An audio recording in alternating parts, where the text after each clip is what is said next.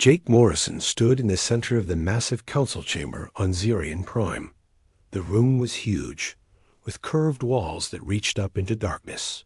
Hundreds of alien beings sat in floating chairs around him, their strange eyes watching his. Every move, some had tentacles instead of arms. Others looked like walking crystals that hummed with energy. A few had scales that changed color as they breathed. Jake had been the human, ambassador to the Galactic Council for 3 years. He had seen many strange things in that time, but today felt different. Today, he carried news that could change everything. He pressed a button on his small device. A hologram appeared above his head, showing star maps and ship movements. The aliens leaned forward to look at the floating images. "Council members," Jake began, his voice echoing in the chamber, "I stand before you today with urgent news. The Vorthic Empire is preparing for war."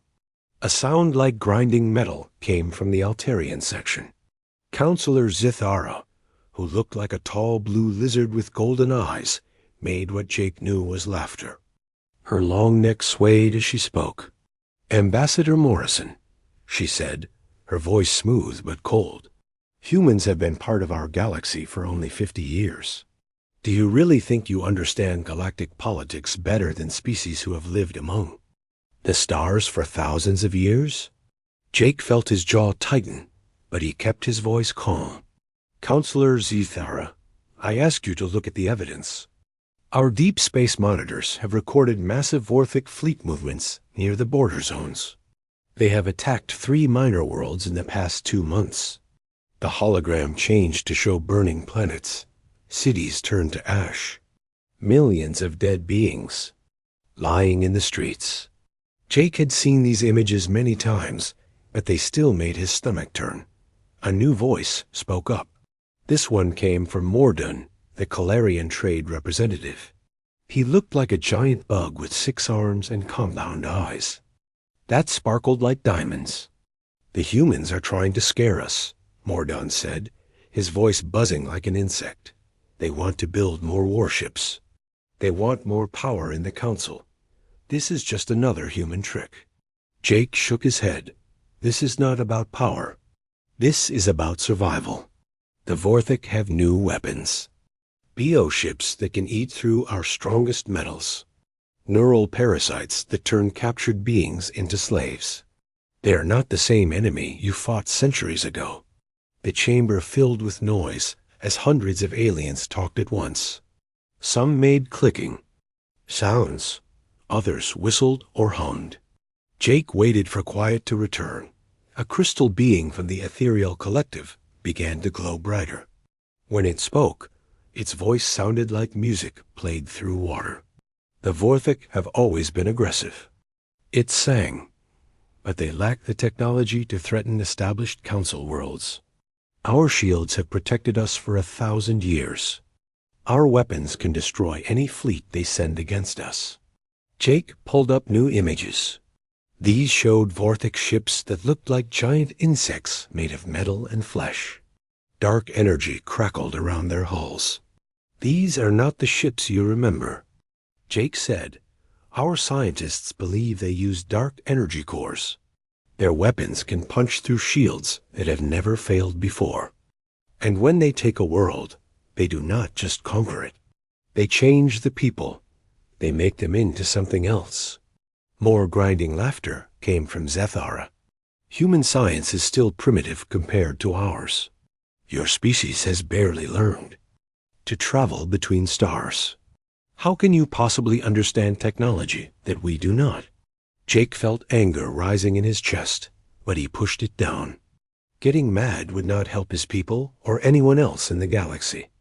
"Because we study war differently than you do," he said quietly.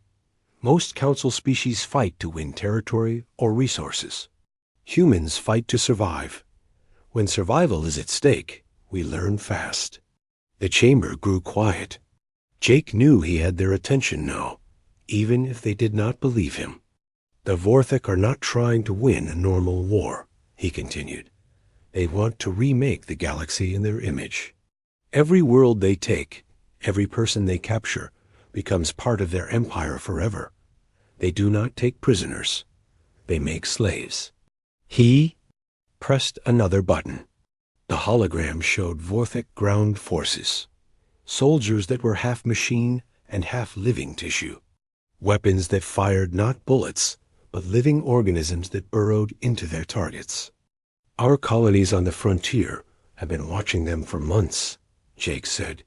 We have seen what they do to captured worlds. The beings they take are changed. Their minds are controlled by parasites. Their bodies are altered to serve the Vorthic. War machine. Morden's compound eyes flashed with colors Jake had never seen before. Even if this is true, the Vorthic would never dare attack Council space. They know we would crush them. Would you? Jake asked. When was the last time any Council species fought a real war? Your ships are beautiful and fast, but are they built for combat? Your soldiers train for peacekeeping, not killing. The Vorthic have spent centuries perfecting the art of destruction. A new voice entered the conversation. This one belonged to Kethmol, a representative from the Drayan sphere. He looked like a walking tree with bark that pulsed with light. What would you have us do, human? Kethmol asked, his voice rustling like leaves in wind. Attack the Vorthic. Based on your fears? Start a war that might consume the galaxy? Jake shook his head. I am not asking you to attack anyone. I am asking you to prepare. Build defenses. Train your soldiers. Create evacuation plans for worlds near Vorthic space. And most importantly, do not underestimate them. The Ethereal Collective's representative grew brighter. The Council has maintained peace for over 1,000 years. We will not abandon diplomacy because one species sees war in every shadow. Then let me tell you what humans will do. Jake sighed, his voice getting harder. We have a saying on Earth: hope for the best, but prepare for the worst. We are preparing. Our colonies are being fortified. Our fleets are moving to defensive positions. Our soldiers are training for war. Cethera's golden eyes narrowed. Are you threatening the Council, Ambassador Morrison? No, Jake replied. I am making you a promise. When the Vorthic come, and they will come, humanity will not stand by and watch the galaxy burn. We will fight. And when we fight, the galaxy will learn what humans can do when everything we care about is threatened. The chamber erupted in noise. Again, some aliens seemed angry. Others appeared frightened. A few looked thoughtful. Jake waited for quiet, then spoke again. I have shown you the evidence. I have given you the warning. What you do with this information is up to you. But remember, this moment when Vorthic ships appear in your skies. Counselor Zethara stood up, her blue scales shimmering under the chamber's lights. The Council will consider your report, Ambassador Morrison. We thank you for your concern. Jake knew that was diplomatic language for, we will ignore you. He had expected this, but it still hurt. How many beings would die because of this foolishness? I hope I am wrong about all of this, he said as he gathered his materials. I truly do. But if I am right, remember that someone tried to warn you. As Jake walked out of the chamber, he heard the aliens begin to debate. Most of them seemed to think he was either lying or stupid. A few sounded worried, but not worried enough to change anything. Outside the chamber, Jake pulled out his communicator and sent a coded message to Earth Command. Warning delivered. Response negative. Recommend immediate implementation of Defense Protocol 7. The reply came back quickly. Understood. Admiral Carter sends her regards. Good luck, Jake. Jake looked up at the alien sky above Zerion Prime. Somewhere out there in the darkness between stars, the Vorthic were preparing for war. Soon, the galaxy would learn the cost of ignoring a human warning. 3 months had passed since Jake Morrison stood before the Galactic Council. 3 months of ignored warnings and diplomatic silence. Now the galaxy was burning. The attack came at dawn across 12 different worlds. The Vorthic called it Operation Crimson Dawn, though the Council would not learn this name until much later. What they learned immediately was terror. Dr. Elena Rodriguez stood on the bridge of the human research ship Liberty, watching her screens with growing horror. She was a Zinga biologist, someone who studied alien life forms. Today she was watching alien life forms die by the millions. "Captain Brooks," she called to the ship's commander. "Are you seeing this?" Captain Sam Brooks nodded grimly. He was a quiet man with gray hair and steady hands. He had served in the human space fleet for 20 years, but he had never seen anything like this. "I see it, Doctor," he said. "The entire Calarian system is under attack." On the main screen, they watched Vorthic bioships descend toward Calarios like angry hornets. The ships were alive, pulsing with dark energy. They moved in ways that normal ships could not, bending and twisting through space, as if they were swimming through water instead of flying through vacuum. The Calarian defense fleet met them in orbit. It was a beautiful sight at first. Calarian ships were works of art, all smooth curves and glowing energy fields. They fired streams of pure light at the approaching Vorthic vessels. The light struck the bioships and simply disappeared. The Vorthic hulls absorbed the energy like sponges absorbing water. Then the bioships fired back. What came from the Vorthic weapons was not energy or metal. It was something that looked alive. Dark, writhing things that wrapped around the Calarian ships and began to eat through their hulls. "Dear God," Captain Brooks whispered. Dr. Rodriguez was recording everything. As a scientist, she needed to understand what was happening. As a human being, she wanted to look away. One by one, the Calarian ships went dark. Some exploded in brilliant flashes. Others simply stopped moving, their crews either dead or worse. "Captain," the communications officer called out, "we are receiving a transmission from Galarios. It is Mordon, the trade representative." The same Mordoon who had laughed at human warnings 3 months ago now appeared on their screen. His compound eyes were dim with fear. His 6 arms shook as he spoke. "Please," he buzzed desperately, "anyone who can hear this. We need help. The Vorthic, they are not just conquering us. They are changing us. The neural parasites, they are real. Our people, they are becoming something else." The transmission cut to static. Dr. Rodriguez felt sick to her stomach. "Set course for the edge of the system," Captain Brooks ordered. "We need to report this to Earth Command." But the attacks were not limited to Calarios. Across the galaxy, 11 other worlds were facing the same nightmare.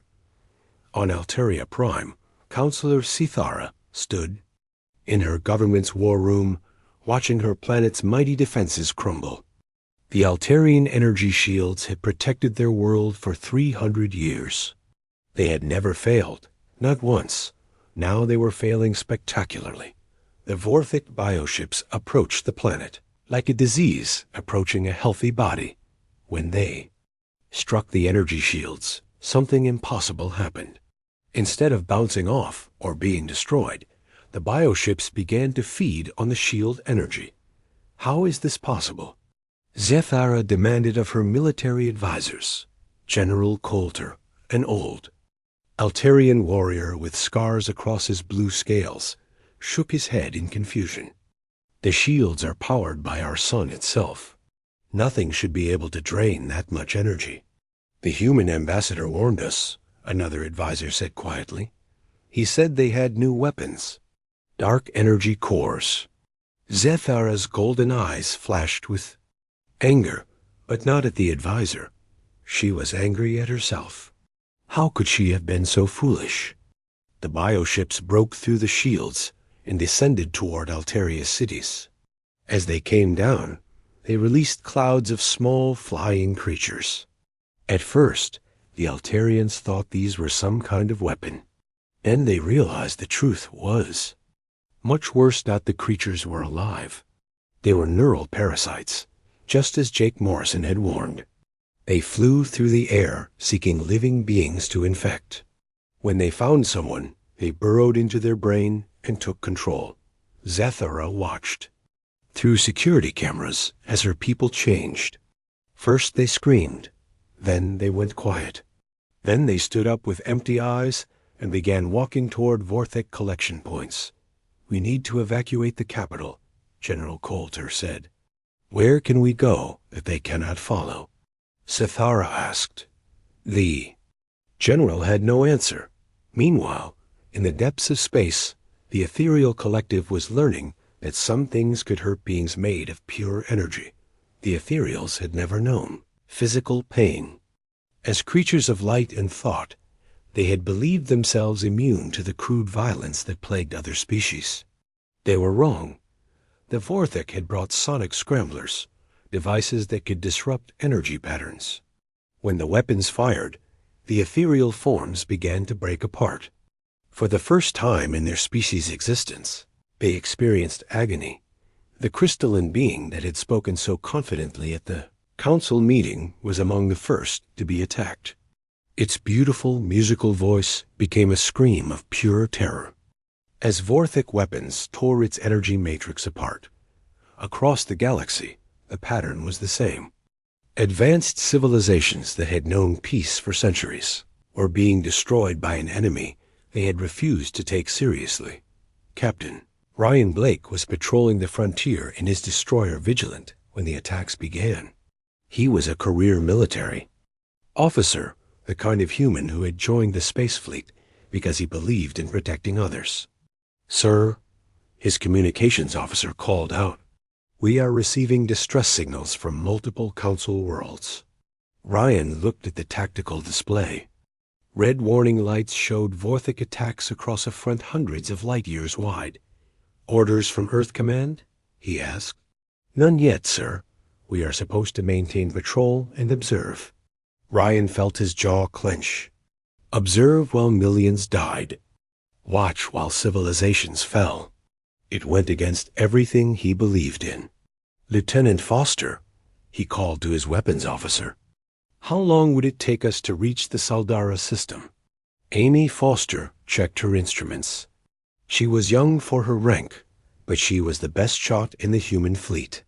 6 hours at maximum speed, sir." "And how many Vorthek ships are attacking?" "Saldara?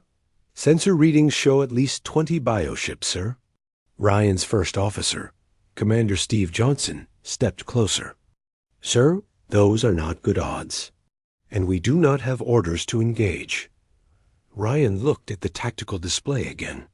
Saldara was a small world, home to only a few million beings. But they were beings who had asked for help, and no help was coming. "I know the odds, Steve," Ryan said quietly.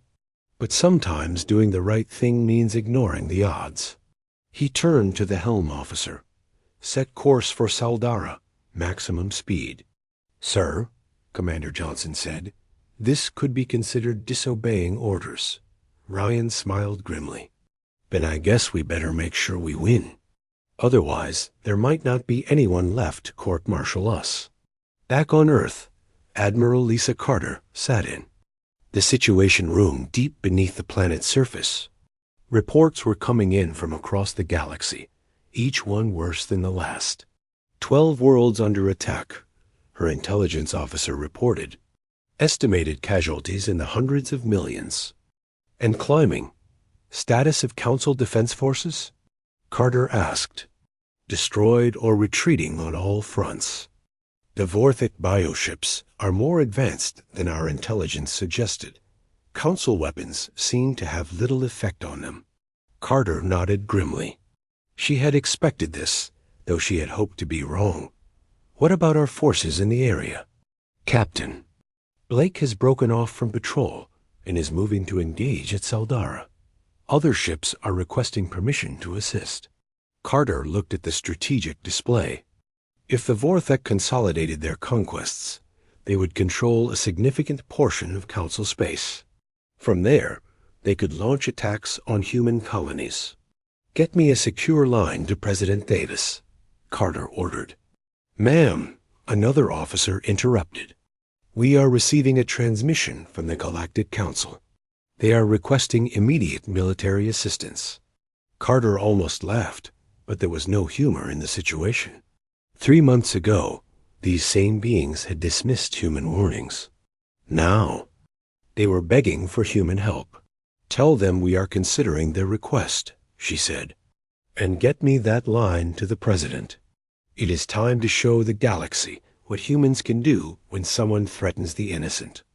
As reports continued to pour in from across the galaxy, one thing became clear. The Vorthok were not just conquering worlds. They were transforming them. Every being they captured became part of their empire, either as a mindless slave or as raw material for their bioships. The galaxy had ignored humanity's warnings. Now they would learn the price of that mistake. But they would also learn something else. When humans made a promise to fight, they kept that promise, no matter the cost. Admiral Lisa Carter stood before the largest gathering of human military leaders in history. The war room beneath Earth's surface buzzed with activity as officers from every branch of the human space fleet prepared for the biggest operation their species had ever attempted. "Ladies and gentlemen," Carter began, her voice carrying the weight of command. 48 hours ago, 7 different council species formally requested our military assistance. The same species that laughed at our warnings 3 months ago are now begging us to save them. She pressed a button, and holographic displays showed the current state of the galaxy. 15 council worlds glowed red, indicating Vorthok occupation. Millions of beings were dead or enslaved. "President Davis has authorized Operation Thunderstrike," Carter continued. "We are going to war." General Marcus Webb stepped forward. He was a big man with graying hair and scars from the colony wars. His soldiers called him Iron Marcus because nothing seemed to break him. "Our ground forces are ready, Admiral," he reported. 200,000 Marines, fully equipped and trained for hostile world operations. Colonel Diana Price has volunteered to lead the assault troops. Carter nodded. Diana Price was the kind of soldier who ran toward gunfire instead of away from it. If anyone could handle what was coming, it was her. "What about the fleet?" Carter asked. Captain Ryan Blake, recently promoted after his unauthorized but successful defense of Saldara, stepped up to the display. His ship had been outnumbered 20-1, but he had still managed to drive off the Vorthok attackers. "We have assembled the largest human fleet ever deployed," Blake reported. 64 destroyers, 32 cruisers, 12 dreadnoughts, and 4 carrier groups. Every ship is loaded with our newest weapons. Those weapons were what made the human fleet different from Council forces. While most galactic civilizations used energy weapons, humans preferred kinetic projectiles. Bullets, missiles, and railgun slugs that could punch through armor that energy weapons could not touch. Dr. Elena Rodriguez had been working around the clock since the attacks began. The xenobiologist had become humanity's leading expert on Vorthok biotechnology. "I have developed countermeasures for their neural parasites," she announced. "The parasites are designed to work on most galactic species, but human brain chemistry is different enough that we can create a defense." She activated a new display showing microscopic organisms. "I have created a modified version of their own parasites. Instead of controlling the host, these versions attack the original parasites and destroy them. We can use their own weapons against them." Carter smiled grimly. It was a typically human solution. When faced with an enemy weapon, figure out how to turn it into your own weapon. "Timeline for deployment?"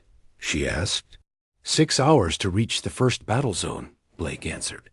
12 hours to have our full fleet in position across multiple systems. Carter looked around the room at her officers.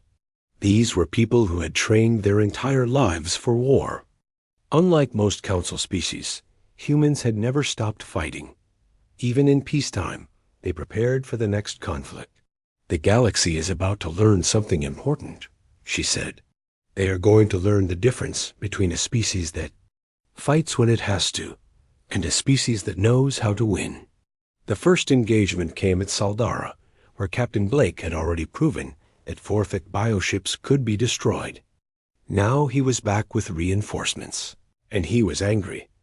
Blake's destroyer squadron dropped out of hyperspace in perfect formation. The Vigilant led the way, followed by 5 more human destroyers. They faced a Vorthic fleet of 30 bioships that had been systematically destroying Saldara's cities. "All ships, this is Blake," the captain announced over the fleet communications. "Target selection is free. Rules of engagement are weapons hot. Show them what happens when they hurt innocents." Lieutenant Amy Foster, now Blake's weapons officer, had been waiting for this moment. She had trained for years to use humanity's most devastating tactic, the full broadside. "All weapons charged and ready, sir," she reported. "Fire," Blake ordered. What happened next would be studied in military academies for centuries to come. Every kinetic weapon on all 6 human ships fired at the same moment. Thousands of depleted uranium slugs streaked across space at significant fractions of light speed. The Vorthic bioships had energy, shields designed to deflect plasma and laser weapons. They were completely useless against solid projectiles moving at relativistic speeds. The first volley tore through the Vorthic formation like a hurricane through a forest. Bioships that had seemed invincible were suddenly bleeding atmosphere and crew into space. Their living hulls, designed to regenerate from energy weapon damage, could not heal fast enough from the massive physical trauma. Direct hits on 26 targets, Foster reported, her voice steady despite the excitement. 14 confirmed kills, 12 heavily damaged. The surviving Vorthic ships tried to return fire, but human vessels were designed for this kind of combat. They could take hits and keep fighting. Council ships were built for speed and elegance. Human ships were built to kill things and survive the process. Commander Steve Johnson coordinated the fleet's defensive fire. Automated systems shot down incoming Vorthic bioprojectiles while the ships maneuvered to avoid the worst of the enemy. "Weapons. Second volley ready," Foster announced. "Fire at will," Blake responded. The second broadside finished what the first had started. The remaining Vorthic bioships died in flashes of light and debris. In less than 5 minutes, Blake's small squadron had destroyed a fleet that had terrorized an entire world. "All ships report status," Blake ordered. "Vigilant, minor hull damage. All systems operational. Defiant, no damage, full combat capability. Resolute, light damage to forward shields, weapons ready." The pattern continued. Out of 6 ships, only 1 had taken any significant damage, and even that ship was still combat ready. It was a level of effectiveness that Council species had never imagined possible. Meanwhile, on the surface of worlds already conquered by the Vorthic, General Marcus Webb was preparing to demonstrate human ground combat doctrine. Colonel Diana Price led the first wave of Marines onto Kalarios, the trading world that had been one of the first to fall. The planet's surface was crawling with Vorthic biosoldiers and enslaved aliens controlled by neural parasites. "Remember," Price told her troops over the radio, "those are not willing enemies. Those are victims. We save who we can, but we complete the mission." The Marines descended in armored drop pods that could survive direct hits from most weapons. When they landed, they came out shooting. Human ground combat was something most galactic species had never witnessed. While Council soldiers were trained for peacekeeping and crowd control, human Marines were trained for war. They advanced under fire, used explosives to clear obstacles, and fought hand to hand when necessary. Sergeant Kevin Murphy led a squad of 12 Marines through the ruins of Calarius's capital city. They moved like wolves hunting prey, using cover and supporting each other's advances. Contact front, Murphy called out as Vorthik bio-soldiers appeared ahead of them. The bio-soldiers were larger than humans and covered in natural armor. They fired weapons that shot living organisms, designed to burrow into their targets. Against most species, they were nearly unstoppable. Against humans, they were just another target. Murphy's squad used tactics that would have horrified Council observers. They threw grenades into enclosed spaces where enemies might be hiding. They called in artillery strikes on their own positions when they were sure they could survive what their enemies could not. "Murphy, this is Colonel Price," came the voice over his radio. "We need that communication center intact. Can you clear it without destroying the building?" Murphy looked at the fortified structure ahead of them. It was crawling with bio-soldiers and enslaved Calarians. "Affirmative, Colonel. We will need Dr. Rodriguez's special ammunition for the enslaved civilians." The special ammunition was another human innovation. Instead of explosive shells, the Marines had been equipped with rounds that delivered Dr. Rodriguez's modified parasites. When they shot enslaved beings, instead of killing them, they freed them from Vorthik control. "Move out," Murphy ordered his squad. What followed was urban combat at its most brutal and precise. The Marines advanced building by building, room by room. They killed bio-soldiers without hesitation, but carefully subdued enslaved civilians. It was exhausting, dangerous work that required split-second decisions and perfect discipline. By the end of the day, Murphy's squad had cleared 6 city blocks and freed over 200 enslaved beings. They had also killed 43 bio-soldiers and destroyed 2 Vorthik command posts. The cost was 3 Marines wounded and 1 killed. It was a price that shocked Council observers, but was considered acceptable by human standards. As news of human victories spread across the galaxy, something interesting happened. The aliens began to understand that humans fought differently than anyone else. Council species fought to achieve political goals. They used minimum force and sought quick victories with low casualties. They considered large losses unacceptable. Even in victory, humans fought to win, whatever the cost. They accepted casualties that other species would consider devastating.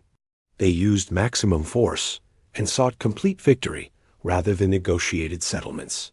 Most importantly, the liberation of Alteria Prime would be remembered as the turning point of the war. It was here that humanity demonstrated not just their ability to fight, but their genius for war itself. Admiral Lisa Carter stood on the bridge of her flagship, the dreadnought Thunderbolt studying the tactical displays. Alteria Prime was the most heavily defended Vorthik position, with over 60 bioships in orbit and millions of enslaved beings on the surface.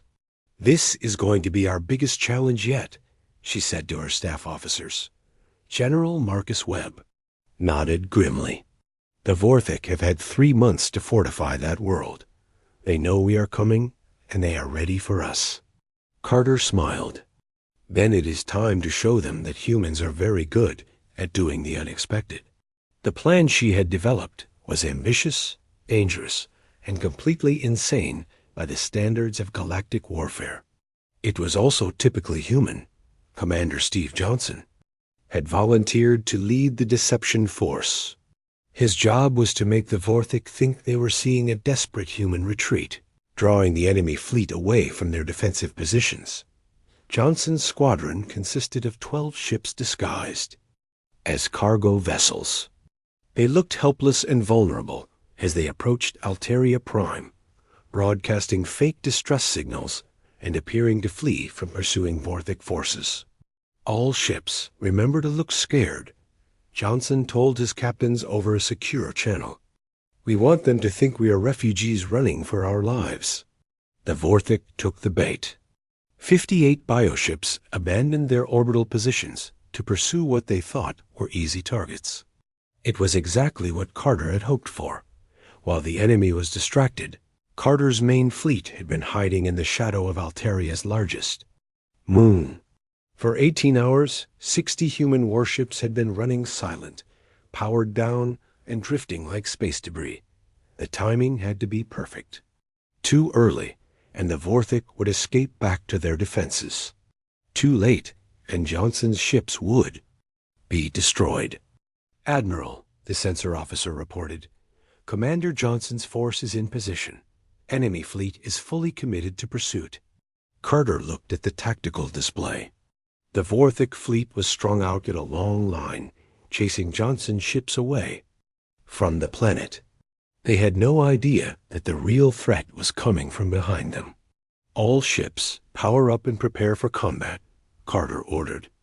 "Target the rear of their formation first. We want to cut off their retreat." The human fleet came alive like a sleeping giant waking up. Engines ignited, weapons charged, and shields activated. In seconds, 60 warships went from invisible to fully combat ready. The Vorthik never saw them coming. Carter's dreadnoughts opened fires, their massive railguns sending tungsten slugs the size of telephone poles into the enemy rear guard. The bioships, caught completely by surprise, had no time to raise shields or take evasive action. Direct hits on 12 targets. Lieutenant Amy Foster reported from her position as Fleet Weapons Coordinator. All confirmed kills. The Vorthik fleet tried to turn and fight, but they were caught in the worst possible position. Johnson's fleeing ships revealed their true nature, spinning around to attack the enemy front, while Carter's fleet hammered them from behind. What followed was not really a battle. It was a slaughter. Human ships had been designed to fight multiple enemies at once. Their weapons could track dozens of targets simultaneously. Their armor could absorb punishment that would cripple other vessels. Most importantly, their crews had trained for exactly this kind of engagement. The Vorthing bioships, for all their technological advantages, had been designed to fight enemies who used similar tactics to their own. They were not prepared for humans who ignored the conventional rules of space combat. "Enemy fleet is breaking up," the tactical officer reported. 37 confirmed kills, 15 heavily damaged, only 6 still combat capable. Carter allowed herself a moment of satisfaction. The orbital battle was won, but the real challenge was still ahead. Millions of enslaved beings on the planets. Surface needed to be freed, and the Vorthik would not give them up without a fight. "General Webb," she said over the communication system, "the sky is clear. You are free to begin ground operations." On the planet's surface, Colonel Diana Price led the largest human ground assault in history. 200,000 Marines descended. From orbit in wave after wave of drop pods, while air support cleared landing zones and established forward bases, the challenge was not just military. Dr. Elena Rodriguez had calculated that over 5 million beings on Alteria Prime had been infected with neural parasites. Freeing them would require precision and timing that had never been attempted before. "Remember," Price told her unit commanders, "every enslaved being we can save is a victory. But do not risk your squads unnecessarily. We cannot save anyone if we get ourselves killed." The Marines advanced through Alteria's major cities, using tactics that combined overwhelming firepower with surgical precision. When they encountered biosoldiers, they destroyed them without mercy. When they found enslaved civilians, they used Dr. Rodriguez's modified parasites to break the Vorthik control. Sergeant Kevin Murphy found himself in the middle of the war's most challenging urban combat. His squad was tasked with clearing the planetary capital's government district, where Councilor Zethara and other Alterian leaders were reportedly being held. "Murphy, this is Colonel Price," came the voice over his radio. "We have located the council chambers. Zethara and 12 Other officials are trapped inside, with heavy Vorthic forces surrounding them. Murphy checked his tactical display. The government building was crawling with biosoldiers, and enslaved Altarians were being used as human shields. "What are our orders, Colonel?" he asked. "Save who you can, but do not let sentiment compromise the mission. If we lose you, we lose." Any chance of rescuing those officials, Murphy understood. It was another example of human military thinking. Accept small losses to prevent larger. 6 months after the liberation of Altaria Prime, Ambassador Jake Morrison stood once again before the Galactic Council. The chamber looked the same, but everything else had changed. The floating chairs were filled with the sane alien beings. But now they watched Jake with respect instead of dismissal. Some of them owed their lives to human soldiers. Others owed their freedom to human medical science. All of them had learned the cost of ignoring human warnings. Jake activated his holographic display, but this time it showed victory instead of threat. Green indicators marked liberated worlds. Blue showed human patrol zones. Red indicated the few remaining Vorthic strongholds, now isolated and surrounded. "Honorable Council members," Jake began, his voice carrying new authority. "I stand before you today to report the end of the Vorthic threat to Council space." The chamber erupted in cheers, clicks, whistles, and harmonic songs of celebration. Jake waited for quiet to return before continuing. The final Vorthic fortress world of Morgoth fell yesterday to a combined human-Altarian assault force. There, leadership has either been destroyed or fled to unknown regions beyond the Galactic Rim. The war is over. Counselor Zethara rose from her seat. The blue-scaled Altarian looked different now. She had seen war up close, had been rescued by the same humans she had once mocked. The experience had changed her. "Ambassador Morrison," she said formally, "on behalf of the Altarian Republic, I wish to present the final statistics of this conflict." A new holographic display appeared, showing numbers that seemed almost impossible to believe. Human forces participated in 112 separate engagements across 47 star systems, Zethara announced. They liberated 19 worlds and freed over 600 million enslaved beings. The total duration of active combat was 6 months and 3 days. The numbers that followed shocked the alien delegates even more. Human military casualties: 15,000 killed, 40,000 wounded.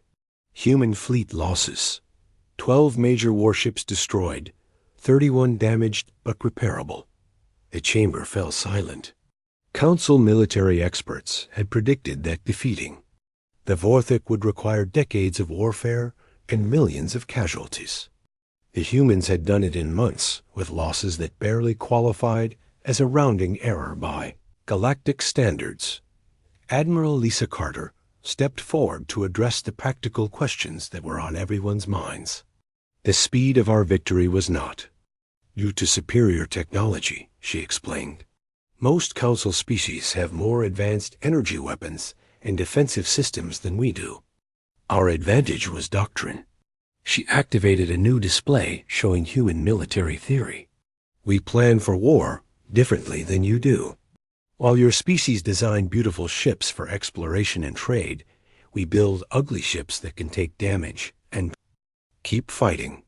While your soldiers train for peacekeeping, ours train for killing. While your tactics focus on minimizing casualties, ours focus on achieving victory regardless of cost." General Marcus Webb joined the presentation to explain ground combat operations. "Our Marines did not just conquer Vorthic positions," he said. "They liberated them. Every world we took was immediately secured, rebuilt, and returned to its original inhabitants. We planned for victory's aftermath from the beginning." Colonel Diana Price, now promoted to general, addressed the room's growing amazement. "The most important difference is psychological," she said. "Your species fight when they have to. Humans fight when they choose to. When we decided that the Vorthik threat was unacceptable, we committed completely to their destruction. Dr. Elena Rodriguez presented the medical aspects of the victory. We saved over 90% of the beings who had been infected with neural parasites, she announced. Our countermeasures not only broke Vorthek control, but prevented permanent brain damage in most cases. The modified parasites we developed are now being distributed to all Council medical facilities as a safeguard against future biowarfare. The implications were staggering. Humanity had not just won a war. They had redefined what victory meant. They had fought to save their enemies. Civilians spent their own lives to minimize alien casualties and turned enemy weapons into healing tools. More single quotes done. The Calarian trade representative, who had survived the attack on his homeworld, rose to speak. His compound eyes flickered with colors that Jake had learned to recognize as deep gratitude. The humans did not just save our worlds, he said in his buzzing voice. They saved our souls. They could have left us to our fate after we dismissed their warnings. Instead, they chose to protect us at great cost to themselves. The ethereal collective's representative began to glow brighter, its crystalline form humming with harmonic appreciation. We understand now that humans possess something we had forgotten existed, it sang. The willingness to fight, not for conquest or profit, but for principles. They wage war to create peace, not to spread destruction. Jake felt a mixture of pride and sadness. Pride in what his species had accomplished, sadness at the cost it had required. We did not fight the Vorthik to gain your respect, he said quietly. We fought them because they threatened innocent beings who could not defend themselves. That is what humans do. We protect those who cannot protect themselves, whether they appreciate it or not. Counselor Zithara stepped forward with a formal proposal. The Altarian Republic moves that humanity be granted permanent council membership, with expanded voting rights and military authority, she announced. Furthermore, we propose the establishment of joint defense treaties and the integration of human military doctrine into council defensive planning. The motion passed unanimously. For the first time in galactic history, a species was being invited to join the council, not because they needed its protection, but because it needed theirs. But Jake's response surprised everyone. We accept council membership, he said, but we want something more important than voting rights or military authority. We want your promise that this will never happen again. He activated a final holographic display showing deep space sensor readings. Our reconnaissance ships have detected unusual activity near the galactic rim, he continued. There are other threats out there, other species that might pose future dangers. We cannot afford to ignore warnings again. Admiral Carter stepped forward to make humanity's position clear. We are not interested in ruling the galaxy, she said. We are interested in protecting it. Every human ship, every human soldier, every human scientist will be available to defend council space against any threat. In exchange, we want your commitment to listen when we identify dangers. General Webb added the military perspective. We propose the establishment of the Morrison Institute for Strategic Studies, he said, named after the ambassador whose warnings might have prevented this war entirely. Its mission will be early threat detection and coordinated response planning. The proposal was revolutionary. Instead of individual species maintaining separate military forces, there would be integrated defense planning under human leadership. Instead of ignoring potential threats until they became actual attacks, there would be continuous monitoring and preparation.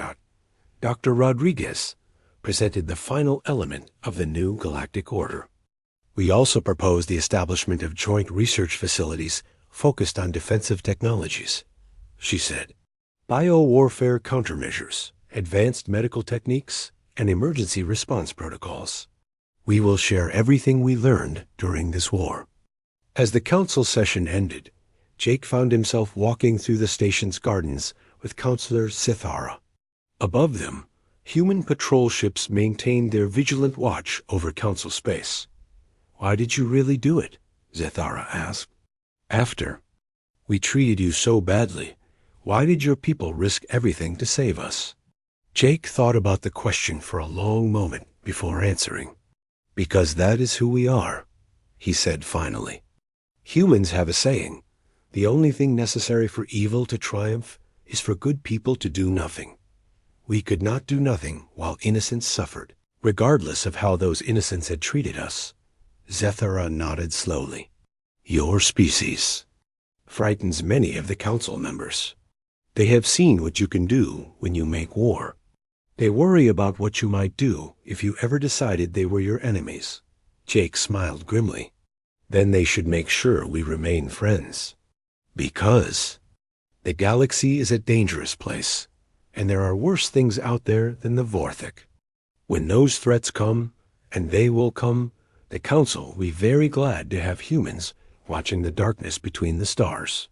1 year later, the Morrison Institute identified suspicious activity in the Andromeda Relay, a region of space that had been quiet for centuries. This time, when humans raised concerns about potential threats, the Council responded immediately with investigation fleets and defensive preparations. The galaxy had learned its lesson. When humans said something was dangerous, smart beings listened. More importantly, the galaxy had learned what humans would do when everything they cared about was threatened. They would fight with a skill and determination that redefined warfare itself. They would sacrifice their own lives to save their enemies' civilians. They would turn enemy weapons into healing tools and enemy defeats into lasting peace. The Galactic Council now understood what Jake Morrison had tried to tell them months earlier. Humans were not just another species seeking their place among the stars. They were the guardians who would make sure that place rim.